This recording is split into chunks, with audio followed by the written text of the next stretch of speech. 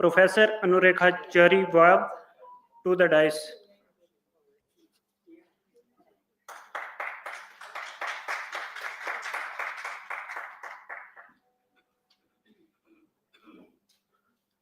I would also invite to the chair of the session, Professor U. Vindhya, to the dais.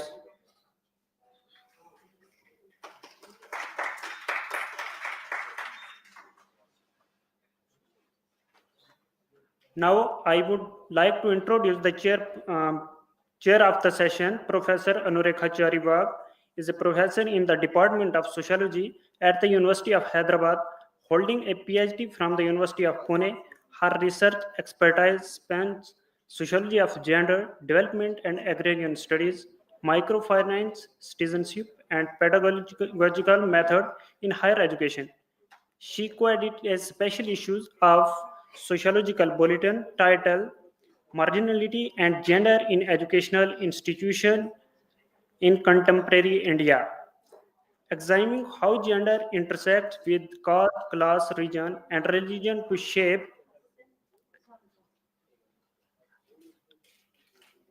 Sociological Bulletin, Marginality and Gender in Educational Institution in Contemporary India, examining how gender intersect with caste, class, religion, and region to shape exclusion within Indian educational institution.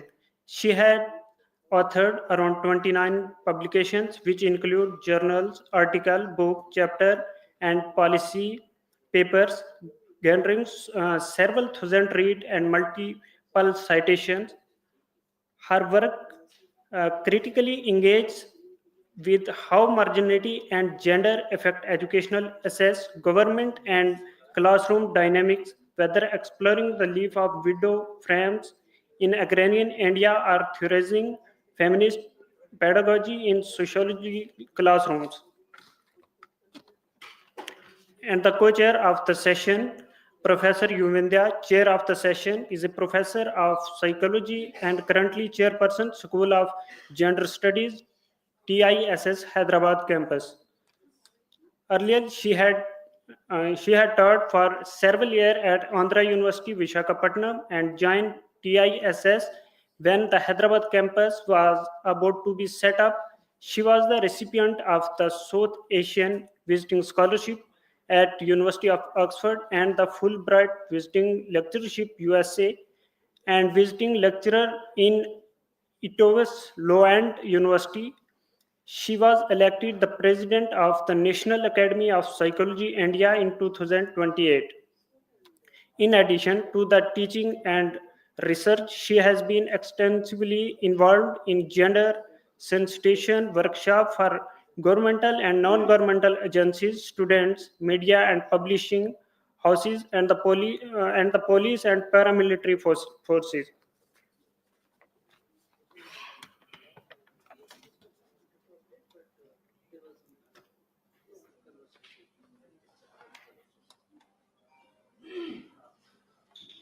Total, we have 5 paper presenters in this session. 3 will be joining online and 2 are present here.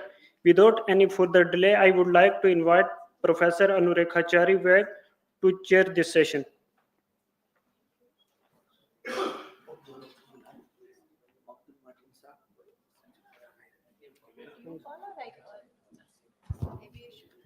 Hello.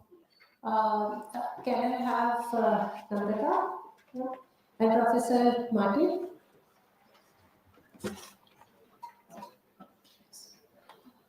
So I think we have 3 who are joining online and 2. So we will do first the in-house presentation and then together we can do the 3. Is that okay? They have joined? If they have joined, then we go by the order.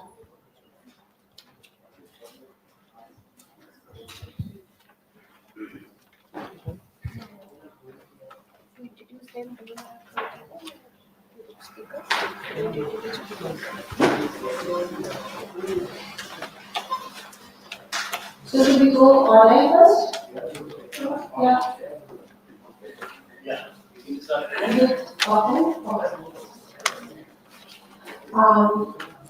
So, Namrata Mishra, her paper is titled Digital Promises to Domestic Realities, Gender, Caste and the Politics of Digital Health Access in a Brahmin Household. So, because it's just 1 hour, so we'll take around 10 minutes, 10 to 12 minutes presentation, and then we have discussion after all the papers are presented. Hello everyone, good afternoon. I would like to begin with my heartfelt gratitude to the organizing team of MANUU, Shahida ji, Zia sir and everybody else जिन्होंने इतना warm welcome दिया है. So थोड़ा anxious हूँ मैं, but we will live with it. And again, I would like to start my presentation with my gratitude to Savitribai Phule and Dr. Baba Saheb Ambedkar. मेरे इस research paper के लिए मैंने बाबा साहेब अम्बेडकर का जो कंसेप्चुलाइजेशन है ऑफ ब्रह्मानिकल पेट्रियार्की थोड़ा उसको रेफर किया है और उस पर बिल्डअप था उमा चक्रवर्ती जी के जो कंसेप्ट्स हैं ऑफ ब्रह्मानिकल पेट्रियार्की उसके बेसिस पे मैंने ऑटो एथनोग्राफी किया है and some of you all would know that I already work with वाचा जहाँ से कुछ और फील्ड के एक्सपीरियंसेस भी हैं that has helped me to articulate my thoughts. However, I'll be only presenting an independent study अभी. और जब ये थीम आई तब काफ़ी ज़्यादा नैरेटिव चल रहा था पहलगाम को लेकर और काफ़ी नेशनलिस्टिक फेवर चल रहा था तो उसी को कनेक्ट में रख के काफ़ी हाइंडसाइट एक्सपीरियंसेस ऐसे भी रहे थे कि मौजूदा जो सरकार है जिसने 2015 से डिजिटलाइजेशन पे काफ़ी महत्व दिया है उनकी जो अंडरस्टैंडिंग है आइडियल वुमन की वो क्या रही है मतलब एज अ सोसाइटी हम किसे एनकरेज ज़्यादा कर रहे हैं उसी दौरान राजा रघुवंशी और सोनम रघुवंशी के जो केस है वो भी बहुत चर्चा में था तो ये सब चीज़ें भी जब बैकग्राउंड में चल रही थी that was also somewhere helping me to articulate my thoughts better कि एक तरफ सरकार जो है वो आइडियल फैमिली की जो अंडरस्टैंडिंग है जो वो मानते हैं जिसको वो एनकरेज कर रहे हैं which is a very traditional and a very patriarchal format वो बिल्कुल वैसा ही परिवार है जैसा मेरा परिवार है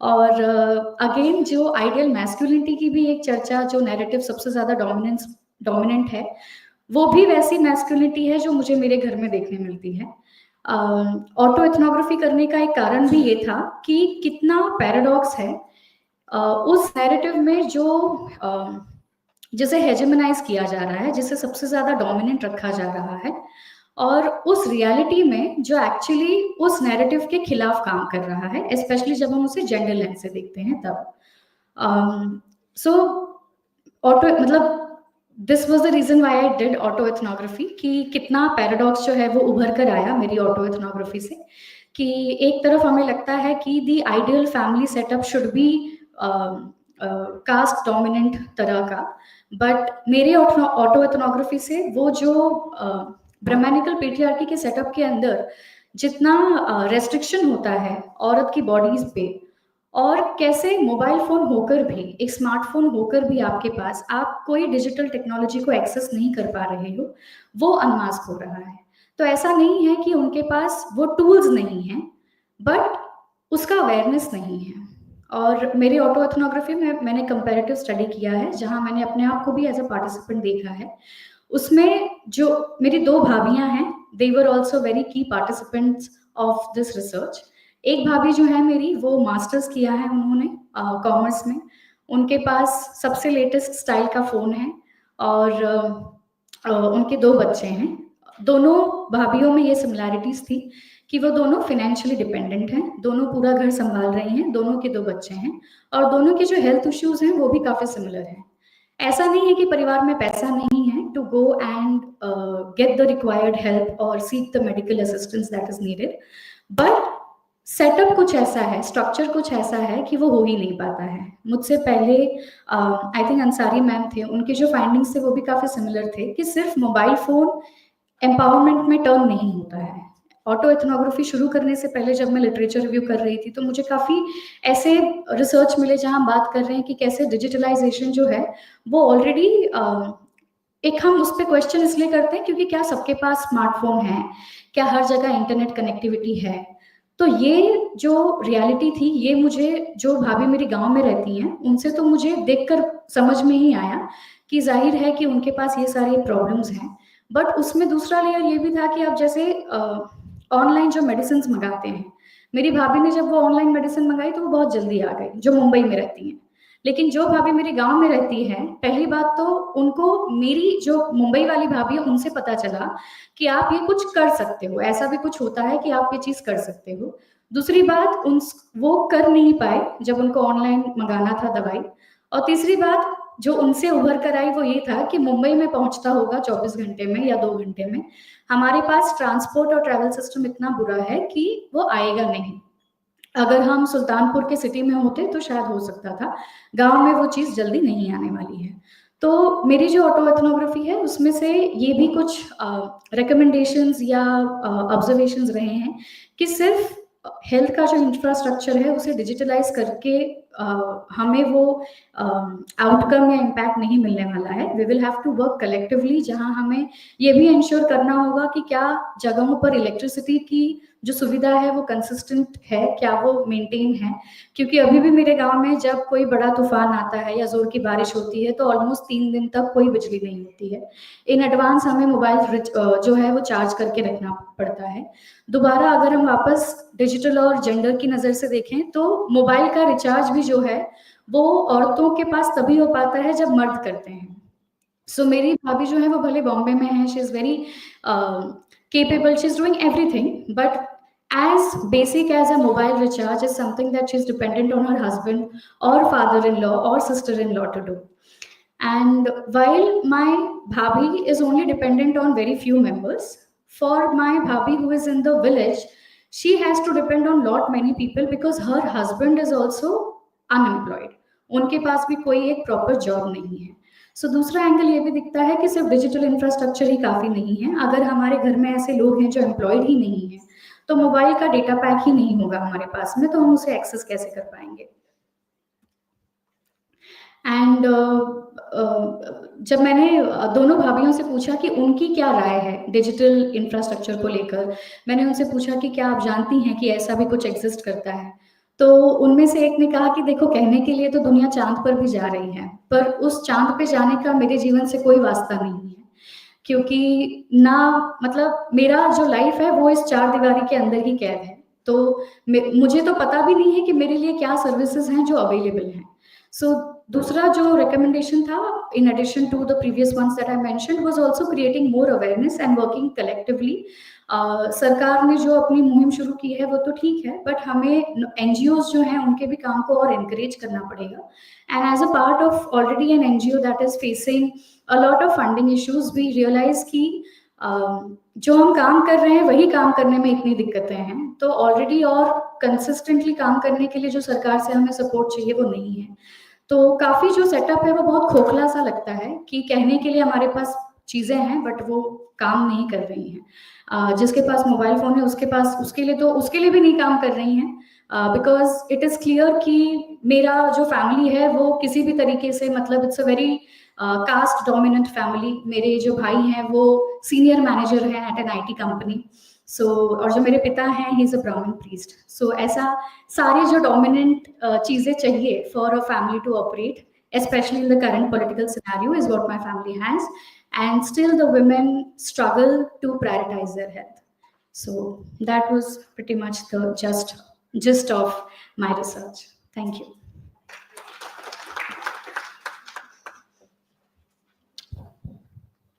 Next we have the online presentation, Dr. Garima Yadav.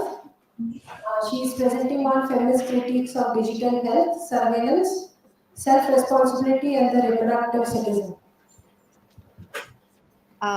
Hello everyone. Thank you so much for organizing this session. Am I audible? I can hear you, but am I audible? We can't hear you. Please unmute. Very feeble, so can you do something with regard to your sound? I'm supposed to do something like I think whatever you have done is perfect now. Okay. So you have around 12 minutes. Okay. Right? Okay. So your time starts. Okay, so today I'm going to present on a working paper where, of course, I'm going to specifically currently focus only on the theoretical ideas, but I'm going to talk about the feminist critiques in digital health.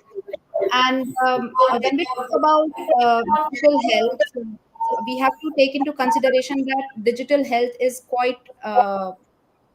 I'm sorry, I will have to ask this question. Can I use my normal PPT because I cannot, use the I don't know, animations in the slides because of this.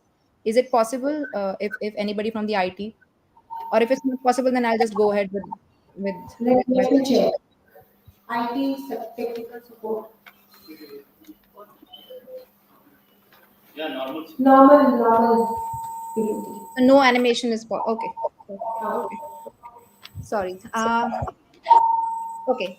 So as we navigate the rapid rise of this digital health tools in the domain of reproductive care, we are witnessing a significant transformation in how health is being monitored, managed, and understood. From fertility tracking apps to AI-based diagnostic tools, digital technologies are being widely promoted as empowering tools. But it is essential to ask this question: empowering for whom and under what conditions these technologies or these apps are actually enabling and empowering. So the adoption of digital health, according to the feminist theorists, and my contention is that it is not just a neutral technological advancement, it is deeply political. And these tools are often shaped by commercial interest, policy framework, cultural biases that reflect dominant ideologies around gender, reproduction, and family.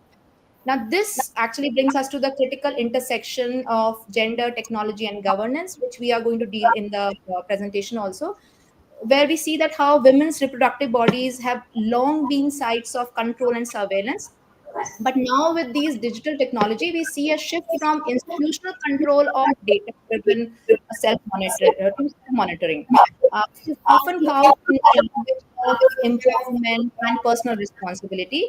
And this is what feminist scholars are cautioning against, that this shift is actually like repackaging the old form of regulation in a new digital guise, where the burden of health governance is placed directly on the individual, particularly women, and sidestepping questions of structural inequality, privacy, and consent. To talk about this further, let's talk about the concept of digitalized reproductive citizen, which is describing how digital health technologies are reshaping the way individuals engage with their reproductive bodies and responsibilities. And at the heart of this idea is self monitoring, a practice like tracking menstrual cycle, ovulation, or pregnancy symptoms through apps and wearables. These tools invite users to constantly observe, document, and optimize their own bodies. And what is framed as empowerment is essentially a form of responsibilization, where individuals, especially women, are expected to take charge of their fertility and health in increasingly data driven manner. So this connects to reproductive optimization and the growing visibility of the reproductive body, where every experience that is logged into an app becomes quantified, tagged, and multiple times shared with healthcare providers, and not just healthcare providers, but also with tech companies and algorithmic systems also. Now, scholars like Deborah Lupton argues that such practices foster internalized surveillance, where the gaze of the clinic or the state is no longer needed because individuals begin to monitor and discipline themselves, aligning their own behaviors with societal ideas of productivity, health, as well as maternal responsibility in case of reproductive apps. So, this framework raises important feminist questions: who benefits from this data? Whose norms are being enforced? And how do these technologies shape not just health outcomes, but also reproductive subjectivities which are there? So I'm not talking like just in general. In the Indian context, also we see the digitization of reproductive health, which is not solely driven by private apps or commercial health platforms. there is a significant push that is coming from the state-run digital infrastructure. So systems such as MCTS, RCH, all of these platforms are designed to enable continuity of care digitally.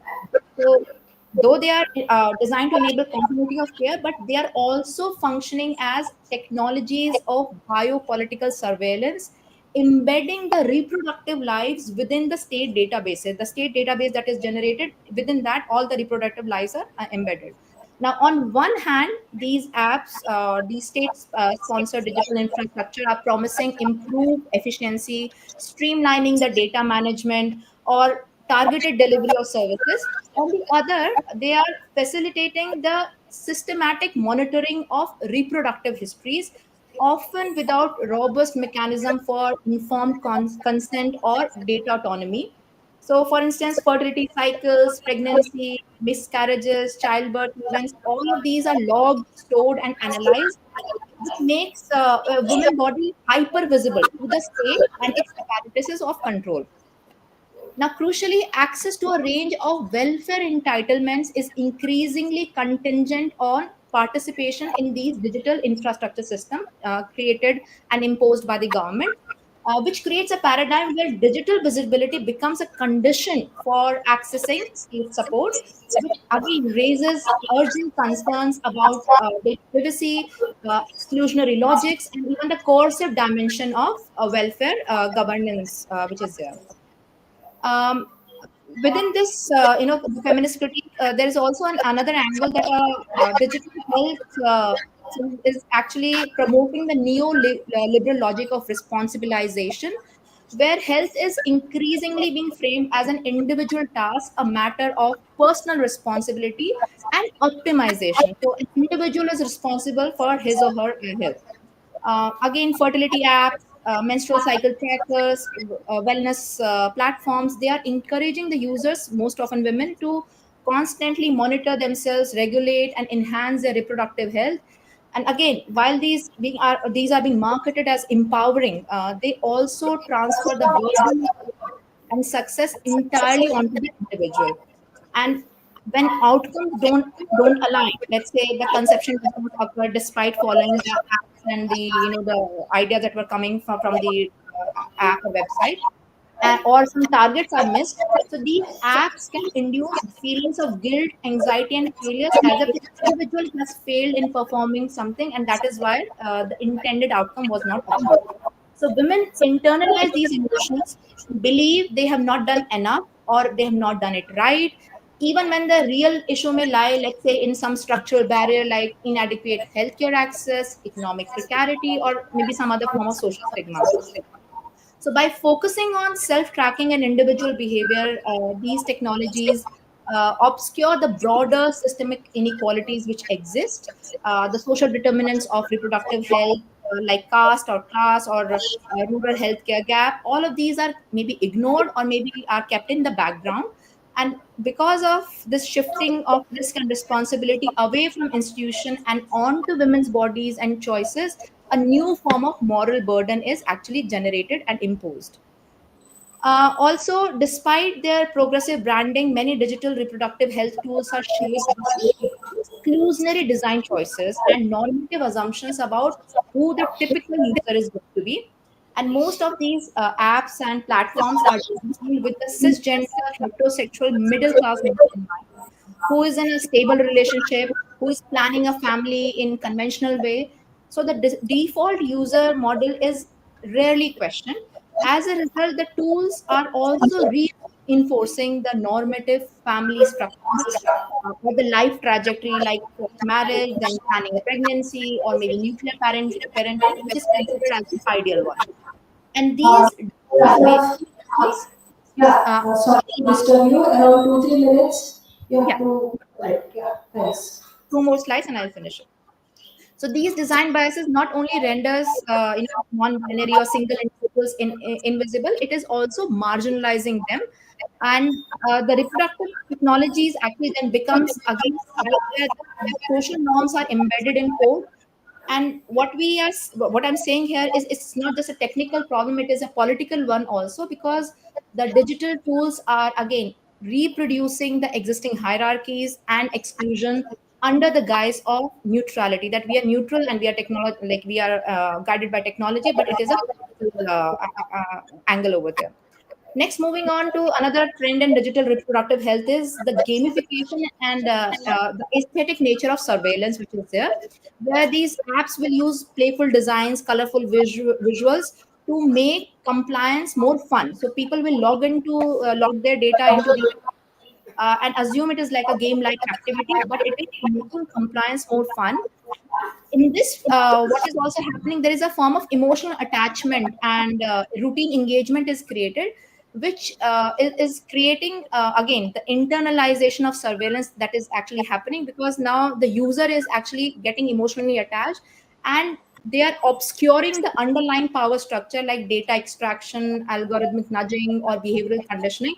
All of this is kind of ignored, and the surveillance no longer feels like imposed, it feels like intimate, aesthetic, and even therapeutic. And this is where feminist and critical data critical data perspective become vital, because they question what it means when self-tracking is designed to feel like self-care. So you don't feel that you are being tracked, but it is like a self-care. And when control is exercised not through coercion, but through design, for that matter. Then when we talk about, I'll last two slides, but if I quickly talk about the reproductive data economy, which is there, all of these digital tools appear to support reproductive autonomy, but they also are feeding into an ecosystem where women's body become data mines, like the data which is collected from day-to-day activities and indulgence. The body of a woman is becoming like a data mine, which is going to be surveilled, profiled, and monetized. And again, it is reinforcing the broader pattern of inequality and control. Now, to conclude, I'm trying to emphasize the need for a feminist reorientation, a shift in how we understand, design, and govern, these tools or these apps which are there. And for that, we have to recognize that digital health is not neutral. Every platform app interface carries some kind of embedded assumptions which need to be questioned, because they are reproducing the very inequalities they claim to resolve. Secondly, we should push back against techno solutionism, the belief that complex social issues can be solved solely through technological fixes. That is not going to happen. And a feminist approach essentially is not something which is against technology or it is rejecting the technology. It is asking for using feminist ethics and participatory governance, so that technology development involves the communities which are most affected, and so that we can make data collection more transparent. Consent is involved and not just limited to a checkbox, and it is demanding that it serves people, not profit, or the tech companies which are there, so that it can amplify care rather than control under guise. That's it from my side. Thank you so much. I hope I ended within the time limit. Thank you. I think it was perfect. Thank you so much. Do we have the next online also? Have they joined? They are there. Okay. So we have Sadaf Masoodi, Amin, Tahil Ali, and Wasfi Amin. It's like a group. Feminist Critique of Gender Health Technologies, a review. So, are you there online? Can you please switch on your video? Can you see me? Am I audible? Yes. Am I audible? Yeah. Okay, so you have around 12 minutes to present. Okay, ma'am. And yeah, I so uploaded my presentation. I hope it's visible. Is it there yet? no, not yet. I think it's uploading. Yeah, it's there. We can't see it.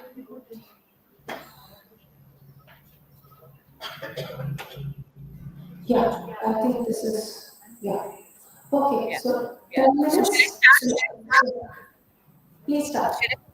okay, ma'am. So the title of our presentation is Feminist Critique of Gender Health Technologies, a review. So it's kind of a review of a lot of research work that has already been done on the subject. So it is kind of, the earlier presenter touched a lot of issues that we are going to deal with as well, because our paper is kind of a review paper, but her focus was more on the reproductive body and our focus is a bit vast. So digital health technology and feminist critique. So I'll start with, lately we have seen in the world a lot of technological advancement has happened in digital health technology. And we see apps like the meditation apps, the mental health assistance apps, or the period tracker, mood tracker apps. Then there is telemedicine, which is online consultations with doctors over video call or phone calls. Then we have wearables like smart watches that track our BP, and they also now have ECGs and step trackers. We have fitness bands. There are AI diagnostics, chatbots like GPT is also doing kind of a preliminary diagnostics. And then there are other machines and tools that are developing with each passing day. There are AI diagnostics. There are EHRs, which is electronic health records. When we use telemedicine and online consultation with doctors, a lot of data goes into the clouds, kind of the online storage. And then there are the digital therapeutics, and the world is progressing very at a fast pace in terms of digital health technology. And it aims, the digital health world claims to improve access through these technologies and efficiency and personalization in healthcare, because we are ourselves giving data, feeding data about our own selves. So that kind of gives us an illusion of personalization, and it feels very near and intimate. And interdisciplinary and transformative potential has been talked about, because it's been said that digital health technology merges medicine with data science and public health and enables real-time monitoring, because it's synchronous communication, and also uses predictive analytics. And because we are giving our own data, so prediction becomes kind of easy.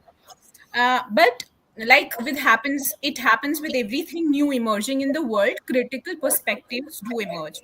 So there are a lot of critical perspectives emerging regarding the digital health technology, and there have been concerns about embedded political, ethical, and epistemological assumptions, especially about the consent of the participants using these technologies, and about the data that we ourselves give into the systems, and what happens with that kind of a data, who benefits, who is kind of exploited in a very lack of informed consent kind of a way. So these are the concerns, and feminist scholars especially have challenged claims of neutrality in digital health. So the key concerns that feminists, I'm sorry, key concerns that feminists talk about: marginalization of embodied relational experiential knowledge, pathologization of women's reproductive experience and datification, and reinforcing of gender norms and expectations, kind of patriarchal gender norms, or the standards of beauty that have existed in the world. They reinforce these kinds of technologies because they want you to be a perfect body that the world thinks is perfect, etc., etc. And intersectional inequities also emerged, because the very important thing that happens with these advancement in digital health technologies is digital divide. So who are the people who are able to afford basically smartphones, stable internet connections, and access of these kinds of apps? The premium versions of who the apps have are paid mostly, and rural urban divide, and global north and global south divide. So digital divide is a very important raising concern. So digital divide affects women in global south, rural, and poor communities.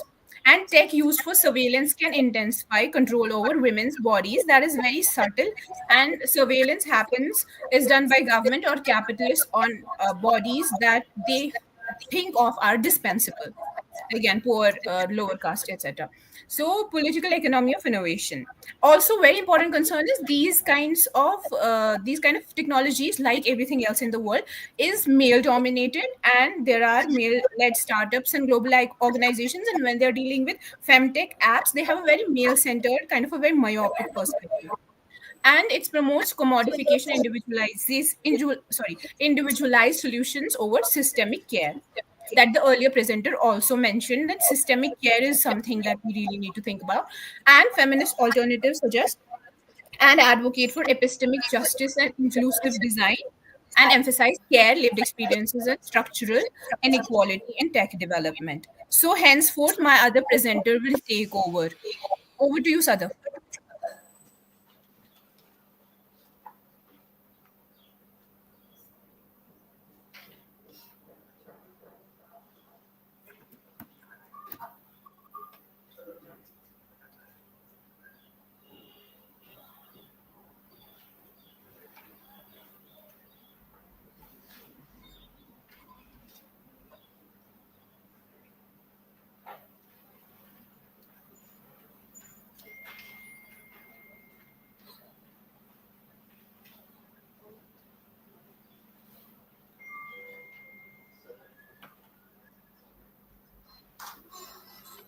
Of digital health technologies.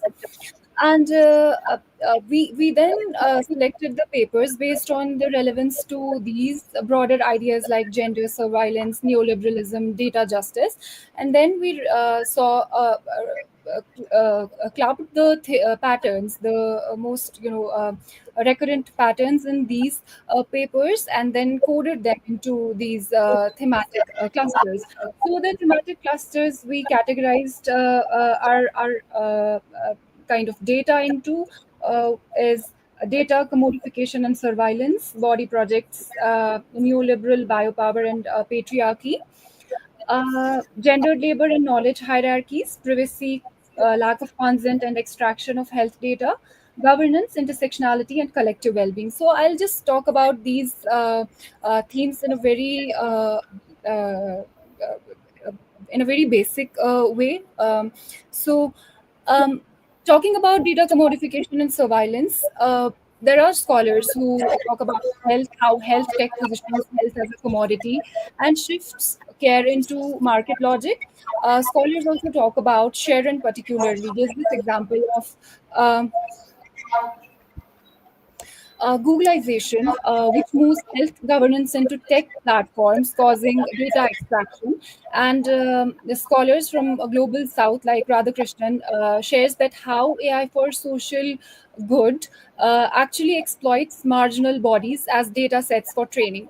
For instance, if we consider the free apps that many women use for menstrual tracking, it reminds them about their cycle, which is on the face of it very useful.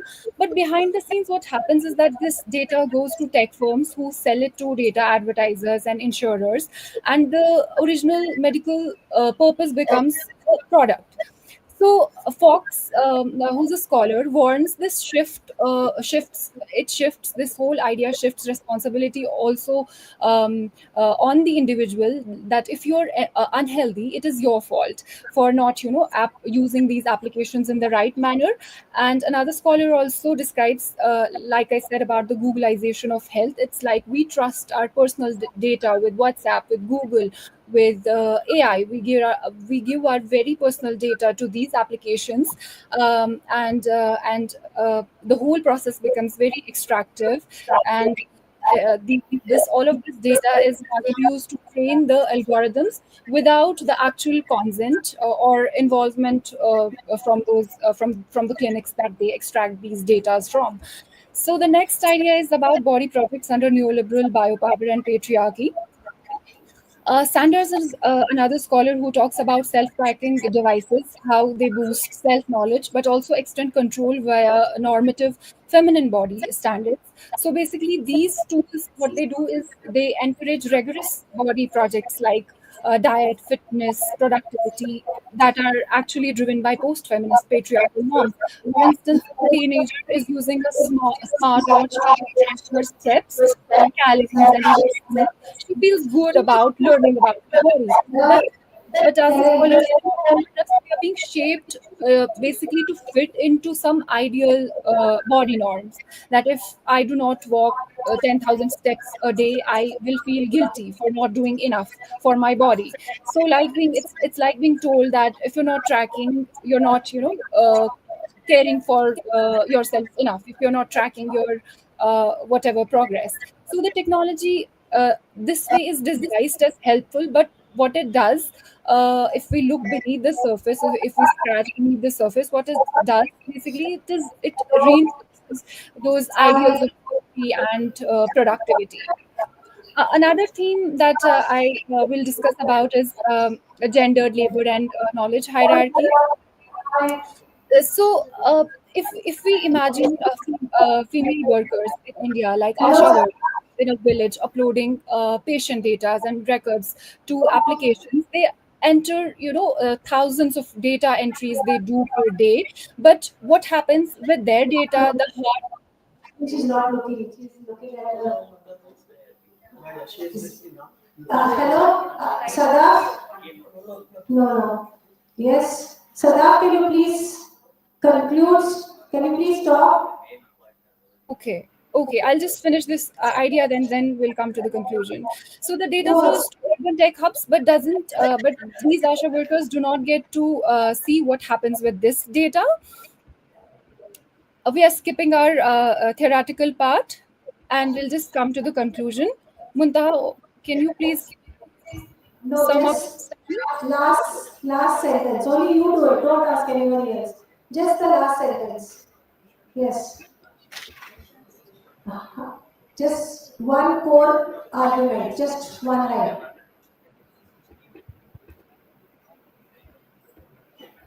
I'm not basically able to see from the presentation.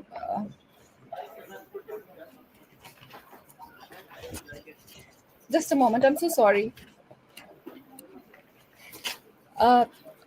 So to sum all of this up, is like the feminist critiques of digital health technologies reveal a deep entanglement of gender power and technology that are often that get obscured in the discourses of empowerment and innovation.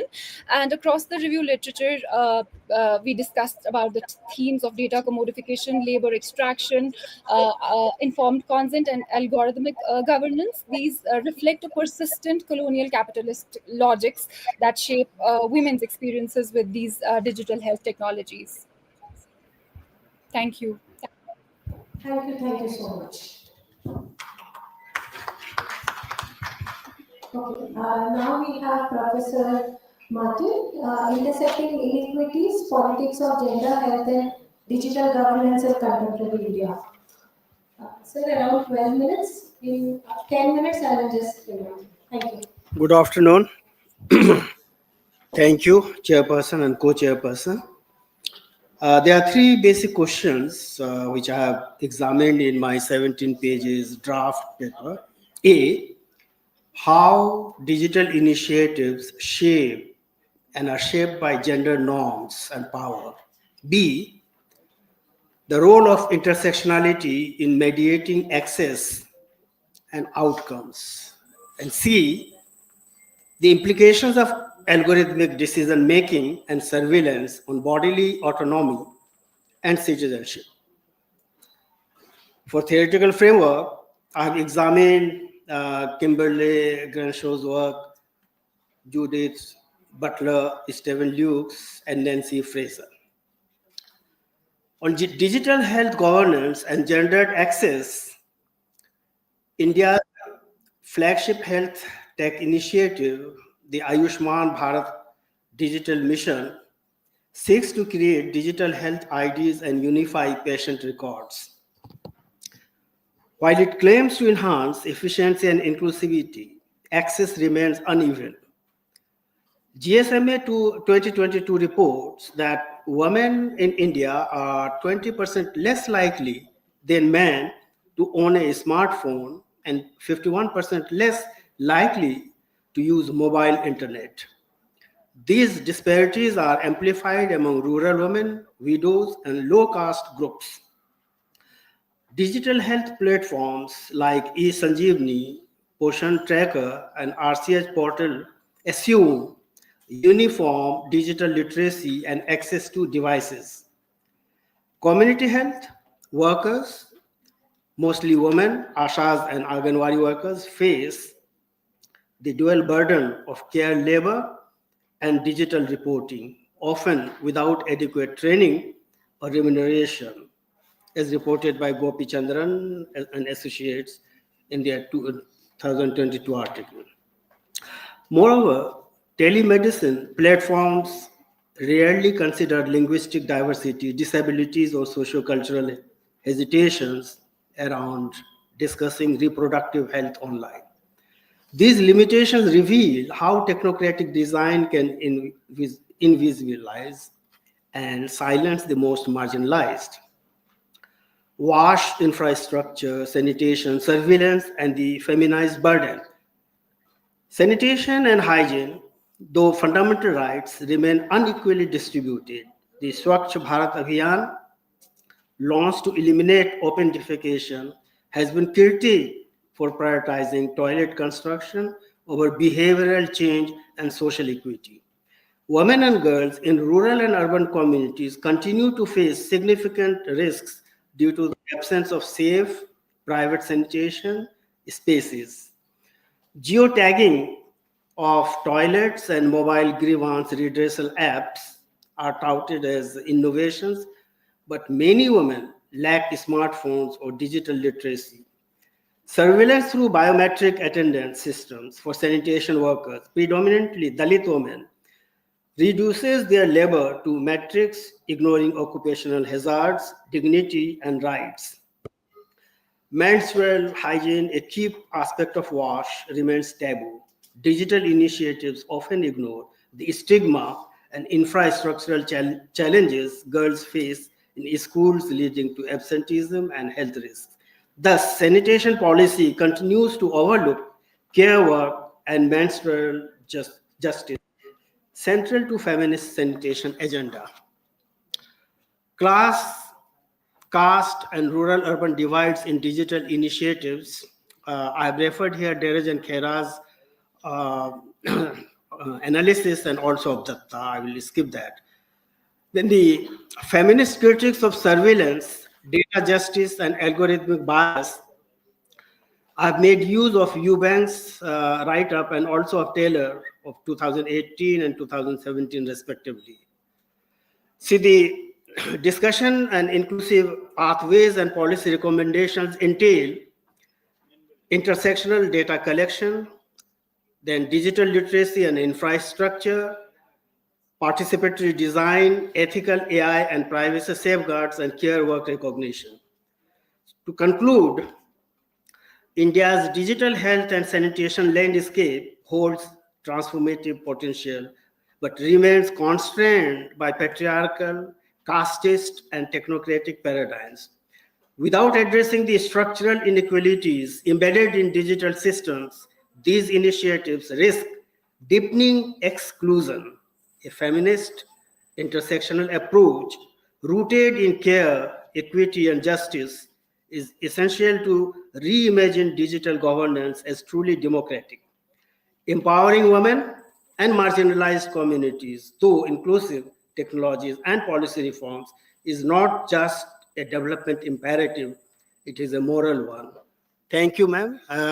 Because of the time constraint, I have not gone into details of my 17-page paper. Thank you.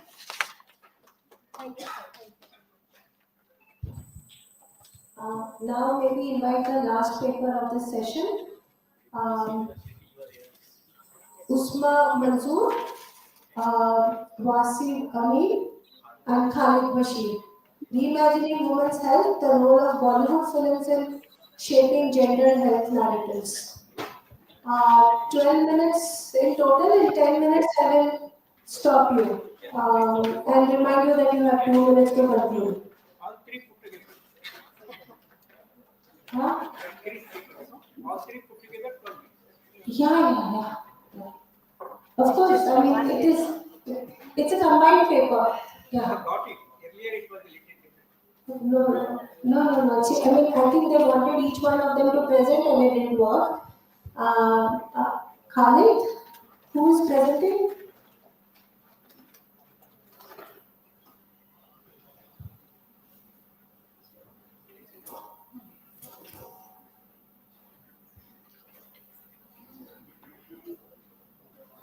Can we start?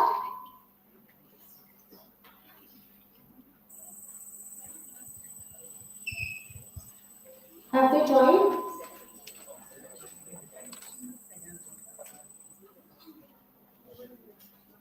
Have they joined?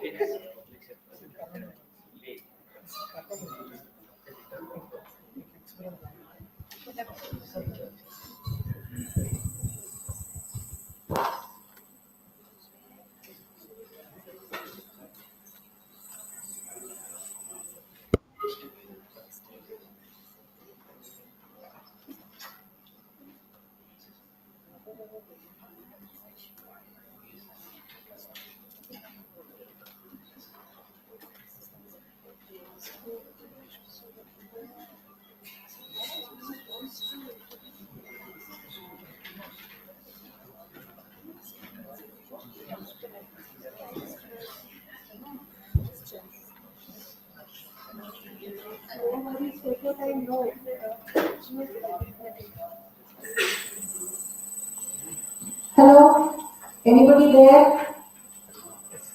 Please, can we start and just one of you present for 12 minutes? At the end of 10 minutes, I will remind you. Please start. We can't hear you. Hello? Can you say hello? Just a slow better. We can't hear you. You're muted. Unmute, please. No, we can't hear. Please unmute. He's already unmuted. He's Already. I'll do whatever it needs for us to hear you. The only digital language I know is unmute. After that, I am also, I don't know what to say. He's calling.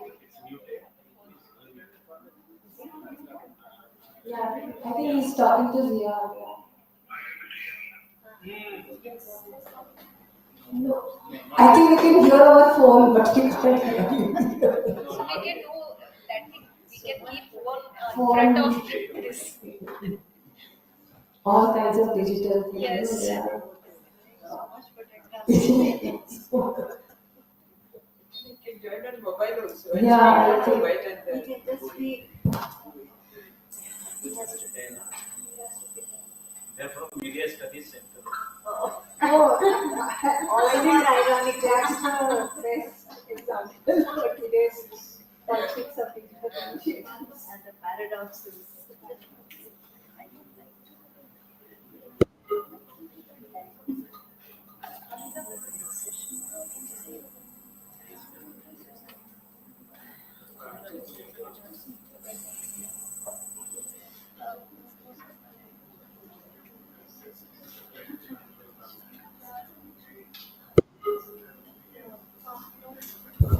No.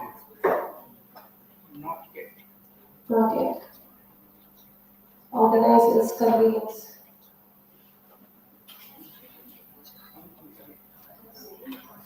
He's saying, but we can't hear. Yeah, make it a little. Yeah. You can use this phone and you can begin. Keep it in front of the speaker. No, you keep this phone. Don't keep. Keep connected this phone and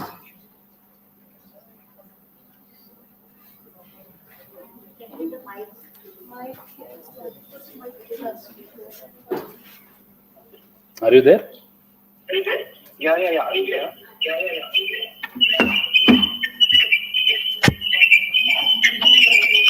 Both mics are on. You put mobile as well as laptop mic on. When students off one.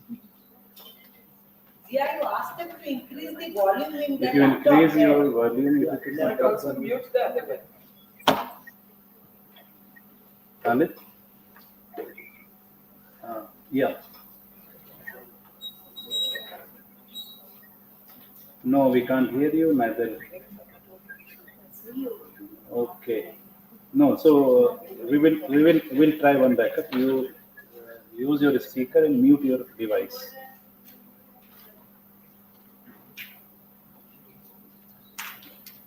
Keep the speaker on and quickly getting your.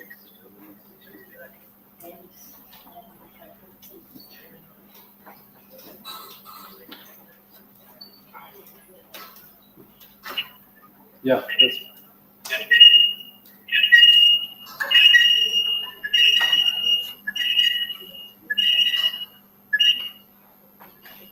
we'll leave Shall we drop now?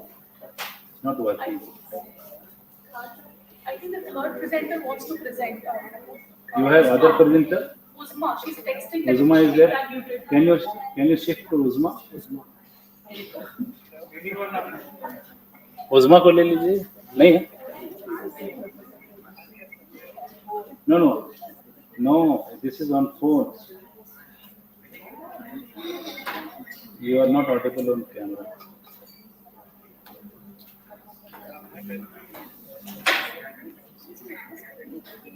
Yeah.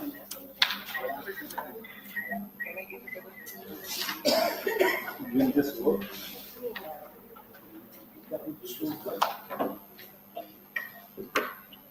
Please begin. Let's start.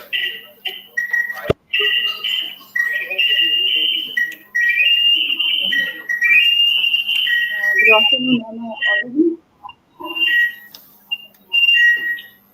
No, this will not. Hello, can you just try once more? Khalid, you rejoin. We can try other. Disconnect and then reconnect. Disconnect and rejoin. Uzma is here, so we can ask Uzma is here? She joined there. There? Okay, Uzma, are you?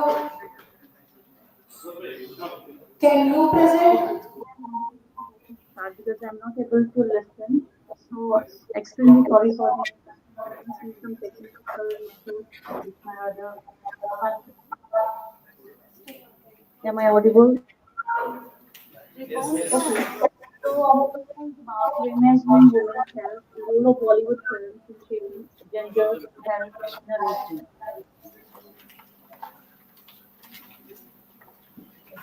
Am I audible? Yeah, please, but it's not very clear, but yeah, we'll try to make sense. Yeah.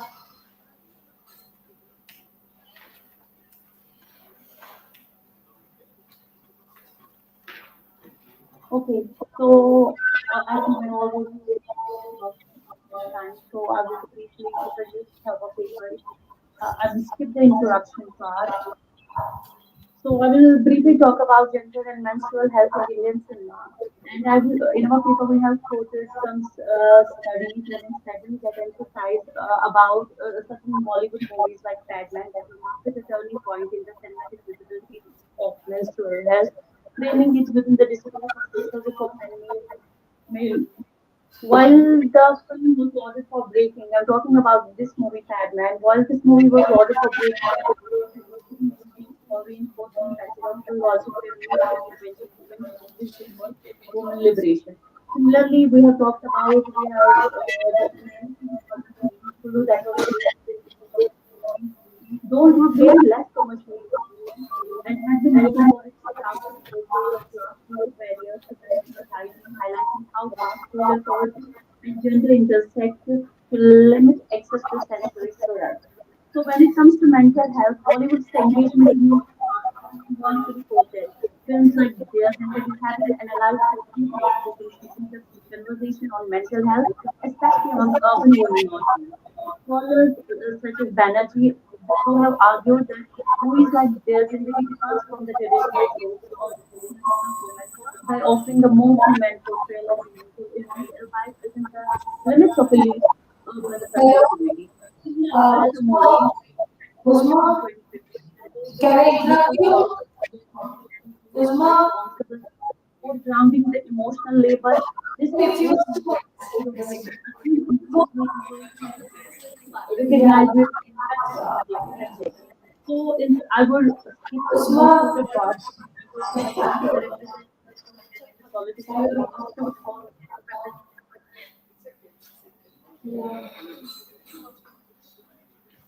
Hello, thank you, but I think we can't hear. I think we'll wait for the paper. Hello? Yes? Okay. Thank you so much, and we are very sorry. I think this whole experience says a lot about digital rather than like what we are experiencing. I think even though the intentions are there, the way it is organized through infrastructure, I think it says a lot about what we are trying to discuss. So thank you so much, and I'm so sorry. So now we will take, first we will have the comments of Professor Vidya, and then we will go for one round of questions.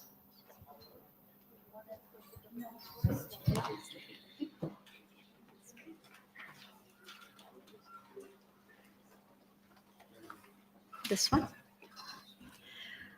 Okay, good afternoon, everyone.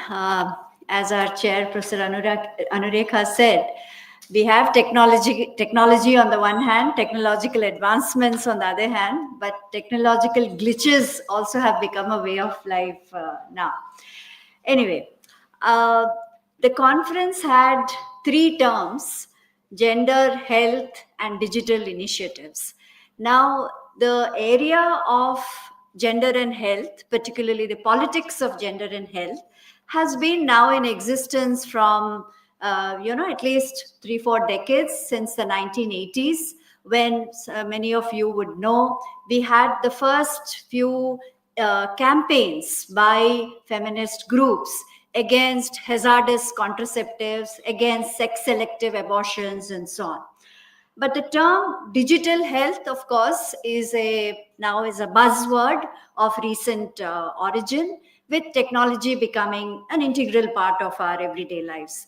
And it is said that prevalence of real-time technological transactions in India have reached something like 50 billion in 2021. So this indicates the vast sweep that digital initiatives have in India.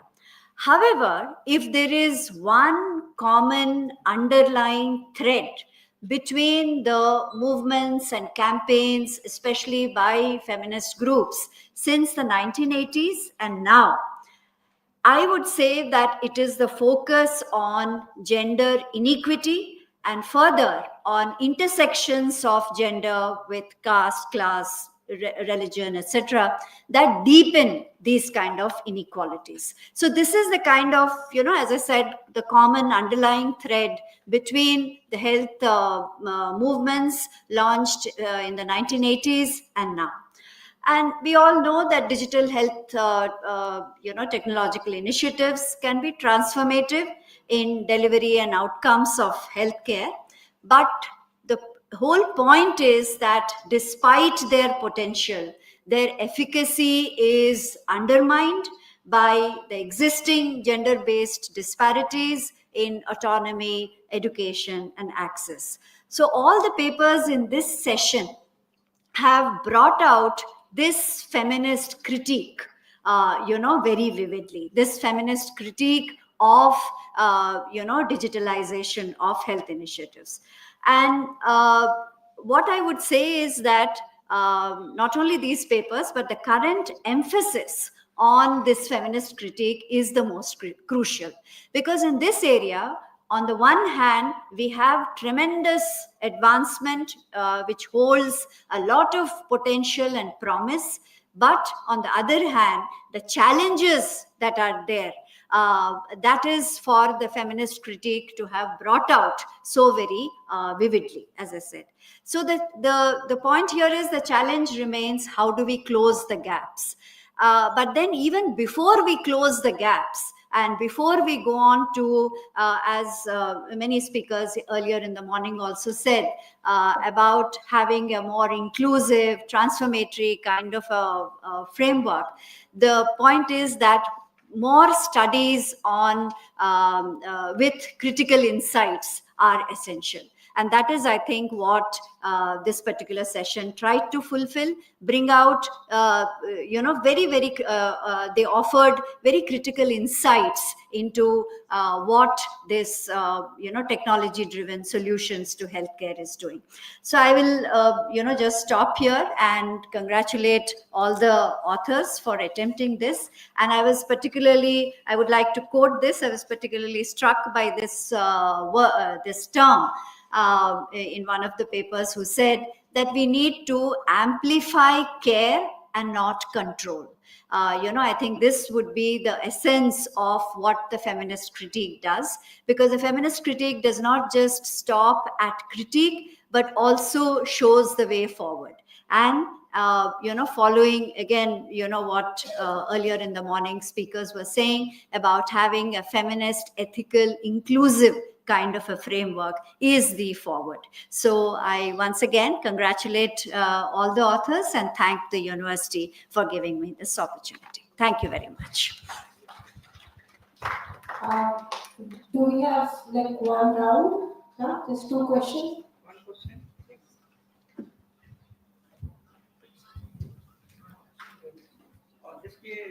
जिसके share of thought Namrata Mishra, you were referring to particular to Brahmin household, but it is all the same every day. So we need not be specific on any this thing. That is one thing. One more point what I observed is that in the present this thing, are we lacking in good parenting and good husbandry? Is there any scope to improvement? Being a good parents together, wife and husband, that is one aspect as far as the parent is concerned. And the second one, whether there is a scope for the husbands to be a little more improved. Adding on to that, I have another question to Navardhan. Like, how do you compare this with a family, maybe a Dalit family, underprivileged family? So, how do you see that divide of digital divide of authority?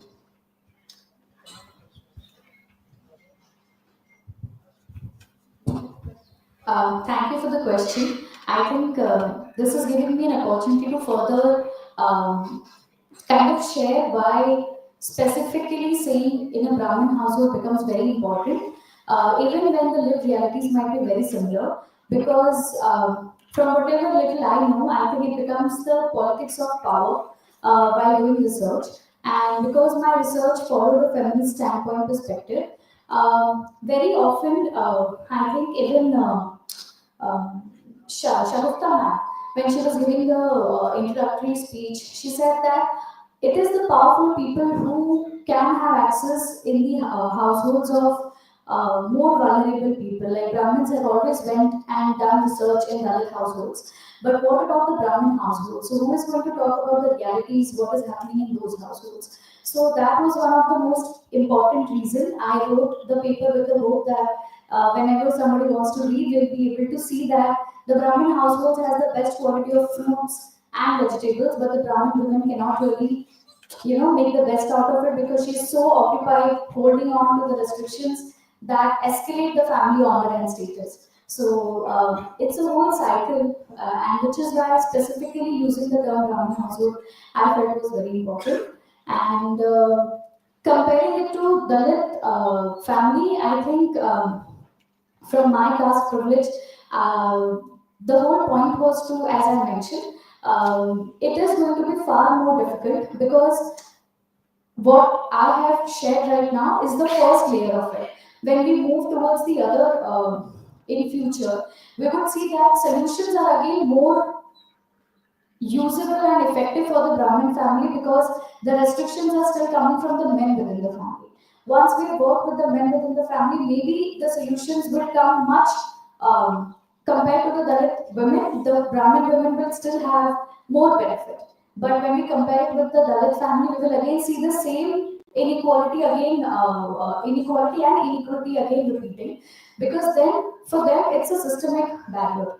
And yes, Brahmanical patriarchy is also a systemic oppression, but still the number of oppressors are very personal and intimately related. So I think that is something from my standpoint I can visibly see it for now. Thank you. I have some quick observation on Nagmata Mishra's. This is very good initiative. I'm being reminded personally about Shurajit Sinha, who advocated from civilizational perspective, who suggested me to write about my own family in a different context, and I will skip that. But then, like my teacher Andre living with in Agraran colony, if you would have had been in Chera or at the outskirts of the village in Shripura, probably his findings could have been different. But at the kind of work which you have initiated needs publication, we are very seriously considering for publication, and yours one would be quite useful from my point of view, that please write it up and with supporting documents as such. So that would be really a good way to get the ethnographic touch of so-called this digital sociology. Thank you. Thank you. I think we had a very good session, and both looking at it in terms of historically looking at the reproductive body and also using different methods, including autoethnography. I think it was a extremely interesting session, but we are very unfortunate that we couldn't hear a few of our colleagues who wanted to share their ideas. I think we will read it when we see the publication. Thank you so much. Thank you.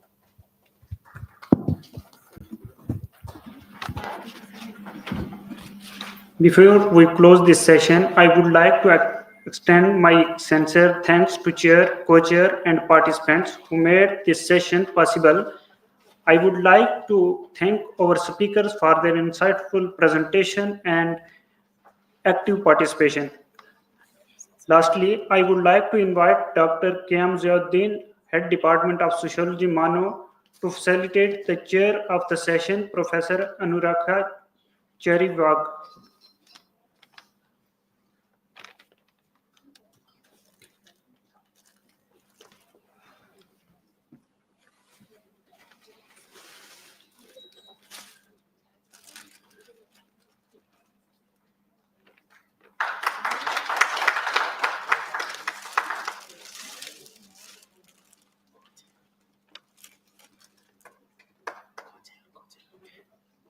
And again, request to Dr. Qiyam Ziauddin sir to facilitate the co-chair of the session, Professor Yuvidya.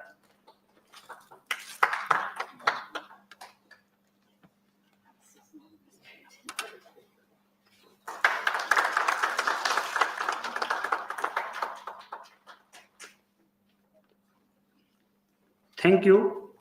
पर चाय रखी जाए नोश फरमा ले.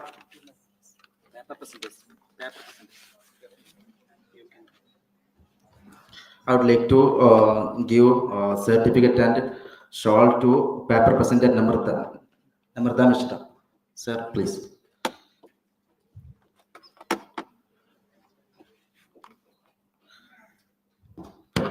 And one more passenger, Professor Abdul Mateen sir. I would like to ask Yatin sir to hand over certificate and shawl to Professor Abdul Mateen sir. Thank you, sir.